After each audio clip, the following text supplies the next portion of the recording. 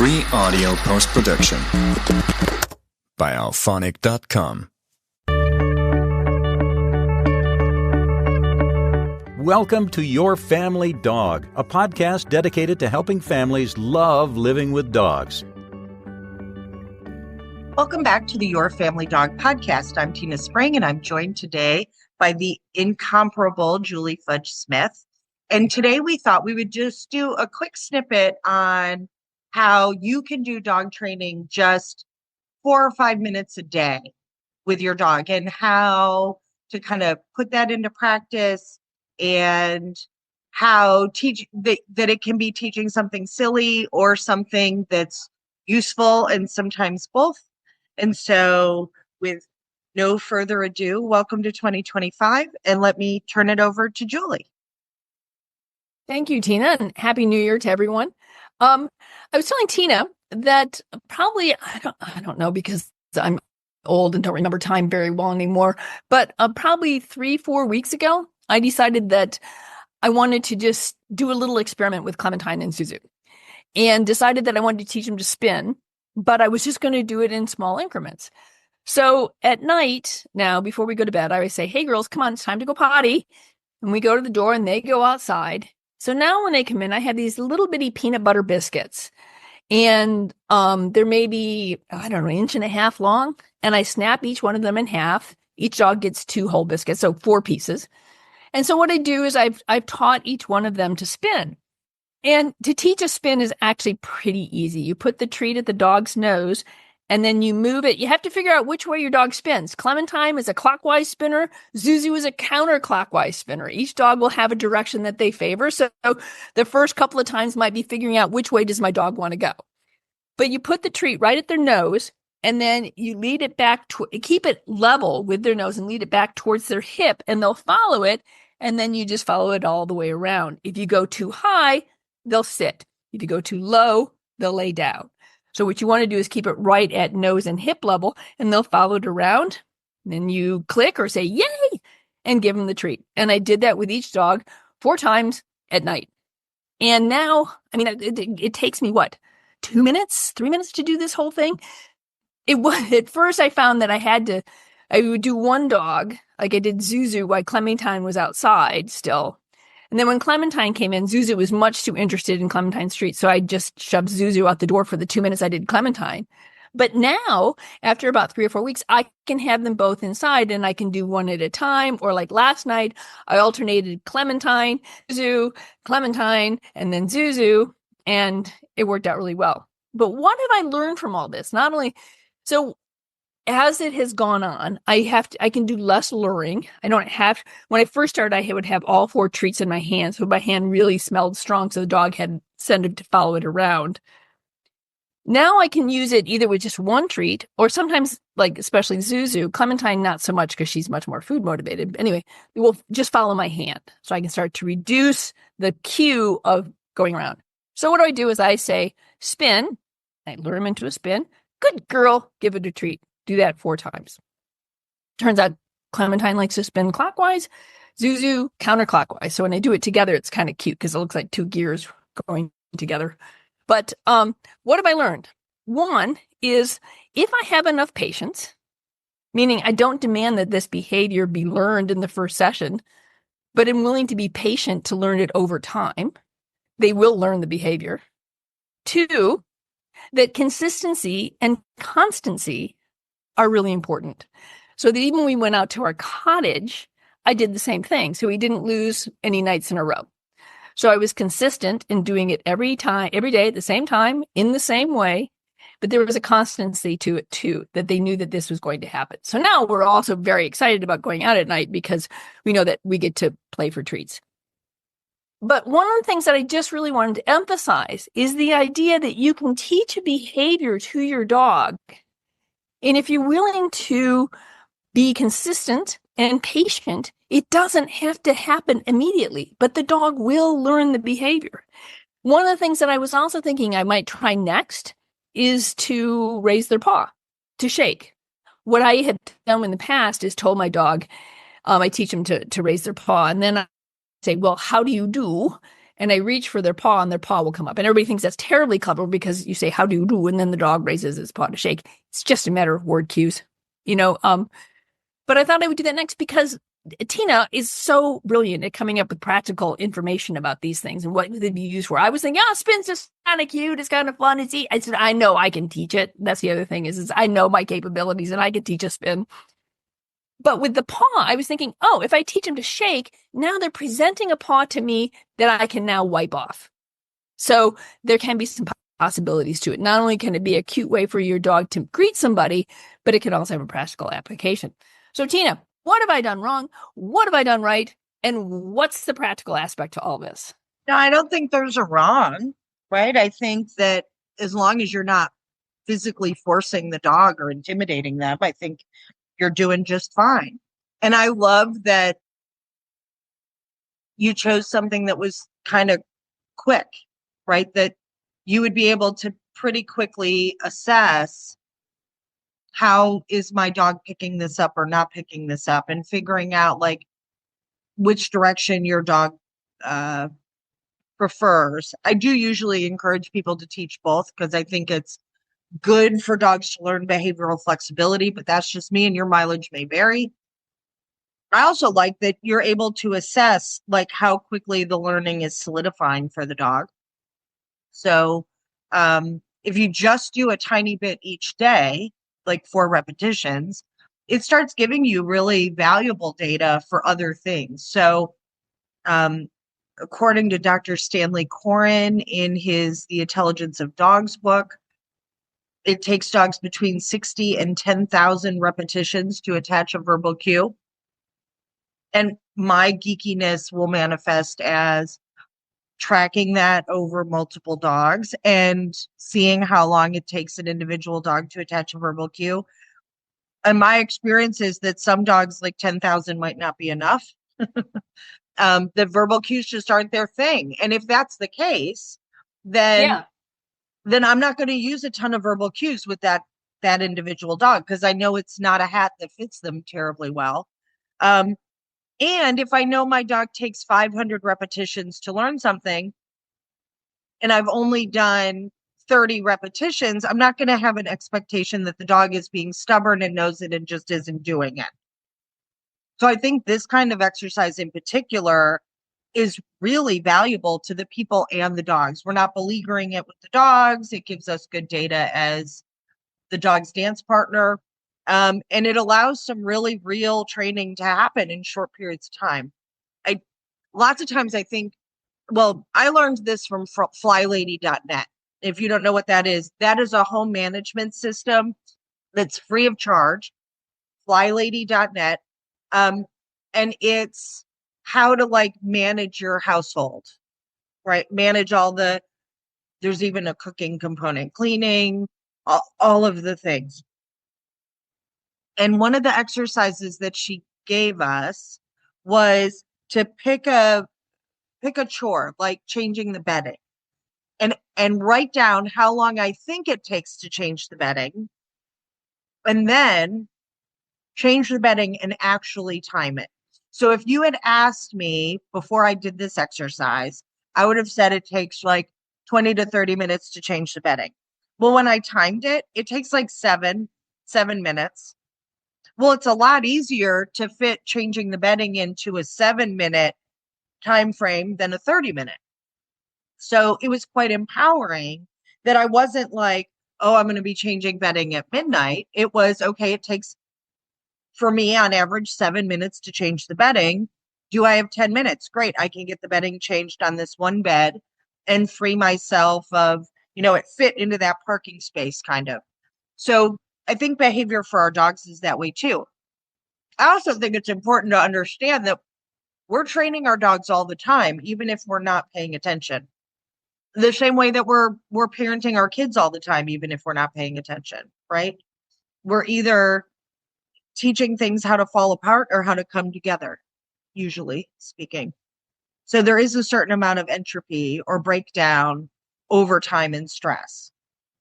So it wouldn't be a big surprise to me if taking the girls to the cabin might make the behavior a little slower to happen but pretty quick you would be able to ramp that up and get it going just as strong at the cabin or at the cottage as you do at home. So, when you were talking, a couple of things came to mind. When you're talking about the verbal cue, one of the things that I think is really important to reemphasize, and we've talked about this before, is don't say the cue over and over and over again, because the dog's not going to do it until he hears it for the 5th time. So what I do with the dogs, I used to add a cue after I had the behavior, but I was reading and now I just say spin, then I cue it, and then the dog does it. So I just say it once. And if you don't do it, then we reset and I do it again. I don't repeat it. Spin, spin, spin, spin, spin. I say it once. So I think that's important to remember if you want to. It's easier to instill a verbal cue if you're not overusing it. That sounds maybe counterintuitive, but I think that's true. The other thing is when you're talking about training it both ways, I usually do that too. What I do is I usually get the first direction down pretty well, so they understand the movement and what we're doing. And that's always called spin. And then when we train it backwards, we call it nips because that's spin backwards. So that's a little thing that we do in our house. That's very cute. Yeah. And I was so glad when you were talking about, the differences in dogs and whether your dog will build a verbal cue or not. One of the reasons why I also chose spin is because Zuzu tends to be a somewhat anxious dog and not as confident. Like when we gave Clemmy one of her wrapped presents, boy, she just shredded it, got the box open, and Zuzu's like, what do I do? Is it really okay if I shred this? Yes, it's okay. And so I really wanted to begin to help build her confidence by teaching her a behavior that I knew she could get. And so that's another thing to think about is if you want to teach your dog behaviors and you want to get used to training and teaching things, choose something that you really think your dog can do and work with that because it's going to build your confidence as a trainer and it's going to build your dog's confidence that I can learn things. Oh, I was just going to say, maybe we should give people a list of some super easy things to teach. So one of my favorites to teach is a dog to stick their tongue out. One of my favorite things in the whole wide world. I think dogs think it's funny. I know I think it's funny. So if we think in terms of when is our dog likely to stick their tongue out, it would be after they got something to eat, usually. Also, dogs will tend to stick their tongues out when you touch their collar. So those are 2 times that dogs tend to stick their tongue out. The one with food is preferable from my perspective because it's a dog actually signaling that they enjoyed a tasty snack versus they're slightly stressed from a collar touch. But I just yay and pay them. So I prime the pump by giving them a treat. And when I'm just watching their tongue, when that cute little tongue pops out, I'm like, yay. And I toss them another treat. And I would just do 4 or 5 of those. Over time, you get a dog who makes really, really funny faces and movements with their tongue. And I usually put it on the same cue of me sticking my tongue out and then they stick theirs out. Right. So if the dog doesn't learn it, it's not a big deal. If they do learn it, it's super cute and funny. And there's no pressure. Another one of my favorites is to teach a dog to wag their tail, which again, they already know how to do. So I might just smile at them and tell them they're a good dog. And when the tail wags, yay and pay or click and reward. And then over time, put it on. It's kind of like I'm using my finger to wag like a tail. And that's my wag your tail cue. And that one's super helpful for situations where your dog is a little uncertain. You can actually cue, can you wag your tail? And it helps them shift their emotional state. So that's usually a good one for things where dogs might have some mild stress. What are some easy ones you like to teach other than spin? Well, that's a really good question. And my mind was racing when you were saying that. I love the idea of sticking out the tongue and the tail wag. I've never done that. One cute one I've taught is scoot. So the dog will sit down and I need them to back up a little bit. So I'll say, oh, scoot. And I step towards them enough that they don't get up, but that they just move backwards a little bit. And I will click and reward that. And that's a cute little one. And it's also an easier way to get them to move. It's kind of like sometimes they don't need to get up and move. I just need you to scoot a little bit. So I teach them to scoot. The other one that I teach, which can be really handy, is I will teach them to sit without moving. So that so that instead of, sometimes when a dog sits, they will, sort of step backwards into a sit. And I may want them to sit or stand up without moving forward or backwards. And so what I've done with that is I will put them on a step, on a raised rectangle, and ask them to sit and down. And because there's an edge around them, they tend to just do it in place. And I have found that to also be very handy, because sometimes we are in tight quarters and I need you to sit or lay down, or I need you to stand up and be with me. And if you can't move forward or backwards, you might be confused to doing. So I want to teach them how to do that. And those are all things that are fine. I don't necessarily need them. They're just little niceties to have. So I think that those are a couple of them. I'm trying to think of another one. Now I start moving more into ones that require a little bit more effort. So I'm not thinking that those are the ones we want to talk about. So anything else? Yeah, I mean, even things as simple as a nose touch or turning their head and looking at you, their name, right? Target. I forgot about Target. All those little things that we can teach them that build that partnership, that integration into things. I think a lot of times we fail to change the sheets on the bed because we think it's going to take 30 minutes, and it doesn't. It takes 7. So yeah, that'll probably what I do next is touch or target. And I found that to be really handy in situations where I know Zuzu knows, and I think Clementine knows it. We'll just refresh it. If nothing else, is what I have found is there have been times where we've been out and about and something's happening and I don't really want them paying attention to what's going on, the kerfuffle over there. So I'll say their name and look at me, and then I'll go, oh, touch, touch, touch, touch, or target, target, target, target. And their nose will be going back and forth between my hands. And so now they're paying attention to that. And then I throw a little something on the floor for find it is another one that I like to teach. So I found target to be really handy too. It's also handy for dogs who are kind of shy, so that if somebody puts their hand down by their side, the dog goes, oh, I know what that is. I can touch my nose to that hand. And it's a way that they can interact with a person without being overwhelmed. So I think target or touch, whatever you want to call it, it's a good one.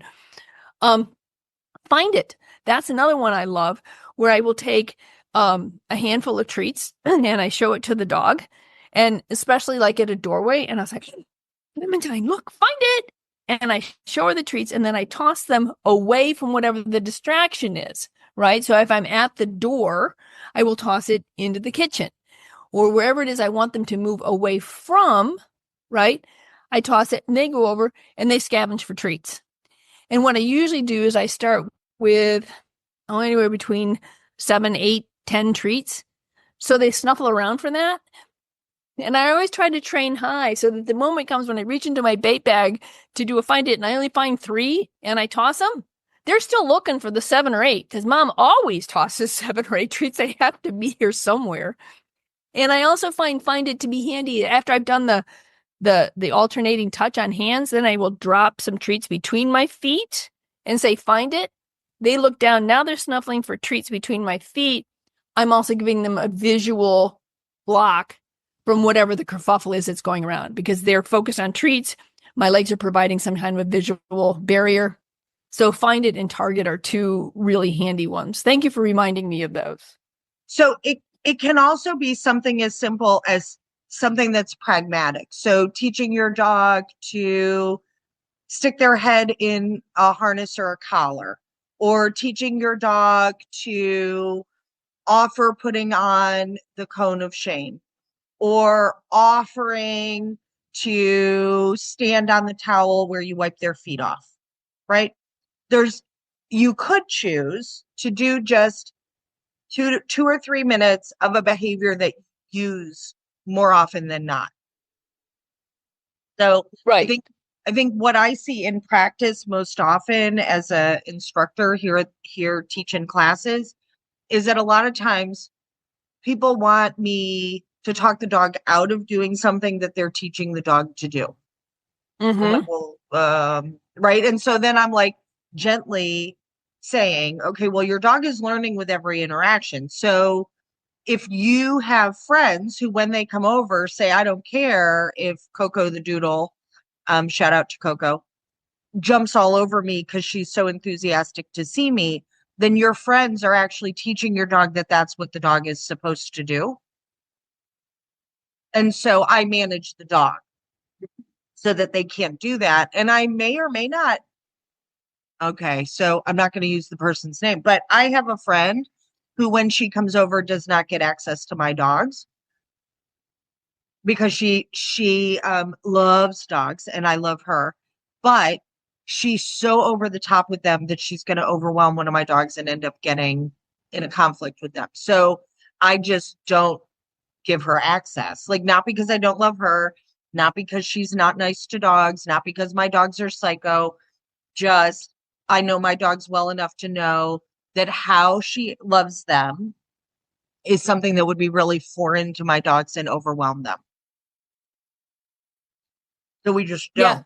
Yeah, I think that's a like, really, I'm more really likely to good grab point. chicken salad chick and go to her house than to have her grab chicken salad chick and come to mine. Yeah. And I think that those are very reasonable things to be aware of. And I think the other thing is that the more you do this little bit of training with your dog and you're building your confidence as a trainer and you're building their confidence, you're also building your awareness, as you said. And that's going to give you a clue as to what your dog can and cannot tolerate, what your dog does and does not like, what your dog is capable of doing. And that's going to also give you a cue as to how your dog will relate to others. So there's so much to be learned here just about the relationship and not necessarily about the behavior you're trying to teach. And that perhaps is one of the most important things of all, is the relationship. And what I've been finding too is it's really fun to watch the relationship between Clemmy and Zuzu now that they both know how to spin. And that they're now waiting. Okay, this is Zuzu's turn. Now it's my turn, says Clemmy, and vice versa, that they're now learning to do this in sync. So it's kind of funny to see their relationship develop as well. But if you have multiple dogs, I do highly encourage you that you do it one dog at a time to begin with. It's going to be a lot easier for you and for the dog. And they're going to pick up on what you want. And so since both dogs know what I want, it's easier for me to then have them together to do it. One of the things I was thinking is that I have some handouts that I can put as PDFs on the website, find it and target, and I might have spin. If not, I bet you have some handouts so you could put up there as well. I think I don't for people think to take a look at. Handout on spin, but I could probably write one. I'm not sure I do either. I think it's just something I teach in class and don't actually have, but I'm going to look among my handout and see what I can find. I know I have Find It and Target.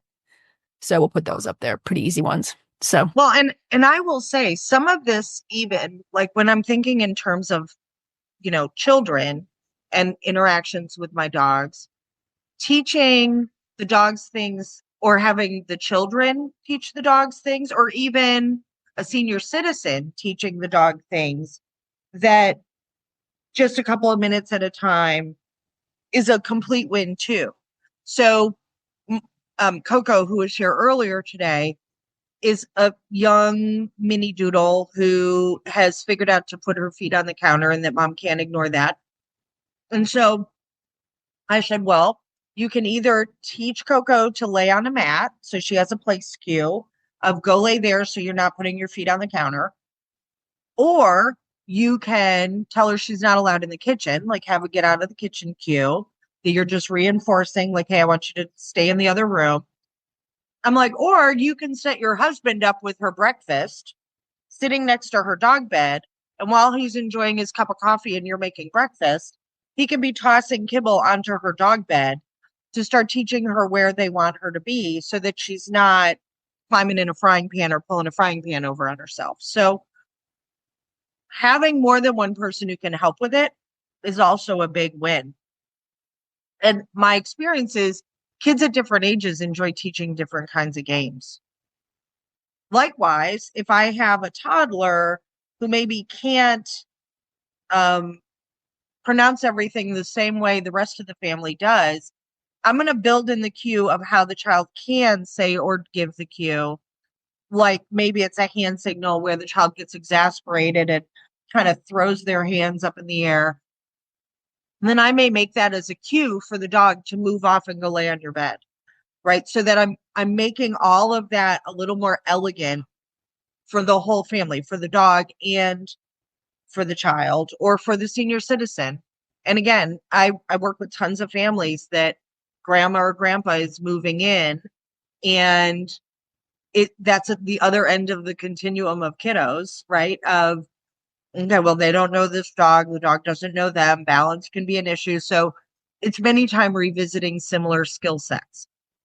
I've also done it where if one of the children comes up with a funny or a cute word when we're teaching a behavior, like, and I say, I for example, say I'm teaching target, and one of the kids says, calls it maybe touch hand or something, some funny word that the family all thinks it's great.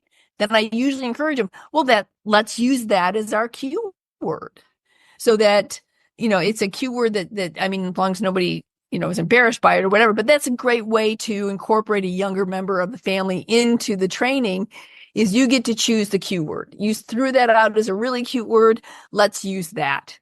And then the other thing that's nice about that is then that behavior has a very specific cue that you're not likely to repeat in other situations. It's kind of like the difference between, off and down. Okay, I want you to get off the counter, but I'm telling you to get down. Well, down's supposed to mean I lay down. So sometimes having an unusual word is a great way to do it, because then it becomes very clear to the dog that particular word means that particular behavior, and it doesn't get confused with other ones. So right, and I agree. So a lot of times, just quick little work here and there on a couple of things, just a couple of repetitions a day, is enough to start making real progress. And absolutely, you don't have to beleaguer it. Right. All right. So I think in summation, it's if you want to start doing this, trying to teach your dog some new behaviors quickly, choose a one that you think is easy with you and your dog. A couple of minutes a day. Be consistent in doing it at the same time. Like for me, it's just really easy because the dogs have to go out before we go to bed. So that's a great time to throw in just a little bit of training. Maybe it's, as Tina was saying, maybe it's the morning when you're eating breakfast and somebody's everybody takes a turn tossing kibble on the bed, as you eat breakfast.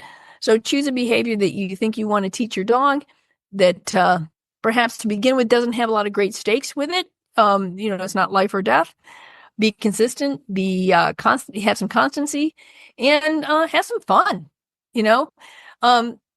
Just experiment a little bit. Like I had to experiment with Zuzu and Clemmy. Which way are you going to spin? We tried it a couple of ways. We finally settled in. Clementine spins clockwise. Zuzu spins counterclockwise. Took me a couple of days they were like, I don't know what you want me to do. And then they started going in one direction. I'm like, okay, you're telling me this is the way we're going to go. So there's a lot of experimentation you can do that can be really fun and no pressure. That's the other thing, is when you're doing this on just a regular basis every day for a couple of minutes, there's no great pressure here. Don't allow yourself to be under the pressure of trying to proof a behavior. It doesn't have to be proofed. Just has to be done consistently. So no, and again, like I think people are sometimes surprised at a group class that my dog will just lay at my feet on a bed. I'm like, well, I just built it. Like they just get rewarded for laying on the bed regularly enough that they're like, I'll just be here and hope that, potato chips will rain from the sky. So I think a lot of times trainers sometimes make things more complicated than they need to be. And that training can be really organic, right? Like it can be simpler than we think it is. Absolutely. Because I tend to think one of the problems with being a trainer for a certain period of time and having gone to a certain number of seminars and talking to a certain number of other trainers and talking about the theory, that you tend to get wrapped up in, is this conditioning? What kind of conditioning is this? Is this classical conditioning? Is this, it's just, you get so wrapped up in the details and you start using technology, terms that are like, it's a come. You don't need to call it recall. It's a come, Right. I want my dog to come.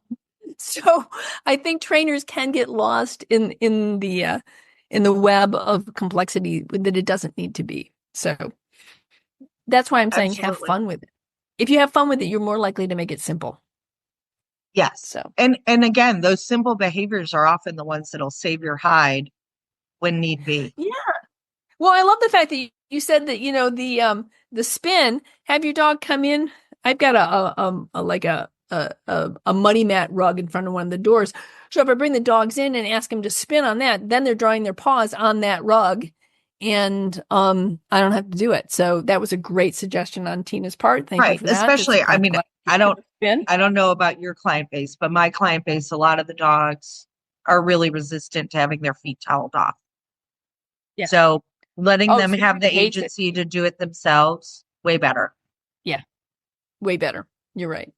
All right, then. Well, that's our short little episode for this time. If you have any questions, concerns, ideas, thoughts, please let us know. Tina, where should they be writing us if they want to email us? Oh, you can always email us at the yourfamilydogpodcast@gmail.com. So that's the yourfamilydogpodcast@gmail.com. And we would love your ideas, your insights, your feedback. What's something you'd like us to talk about, or what's something that we haven't covered that you'd like us to cover? Because I'm always interested in hearing what people would like to hear more about. I am excited to say that Miss Luna is coming in today for boarding because she's going to have a baby sister born, a human baby sister born tomorrow. So I'm excited that we're adding to the Sid Happens family with a brand new baby girl. I don't know her name yet, but wishing mom and dad and that's baby terrific. safe That's and congratulations to healthy Luna and her happy family. So I'm excited that we had fun getting Luna ready to be a big sister and no longer an only. Well, I guess she's still an only dog, but she gets to be a big sister, so it'll be fun. So that's always fun stuff. Well, thank you. And we'll see you all. It is fun stuff. And we'll see you all next time on Your Family Dog. Thanks for listening to Your Family Dog. Got questions? Interesting ideas? Visit www.yourfamilydogpodcast.com to share your thoughts.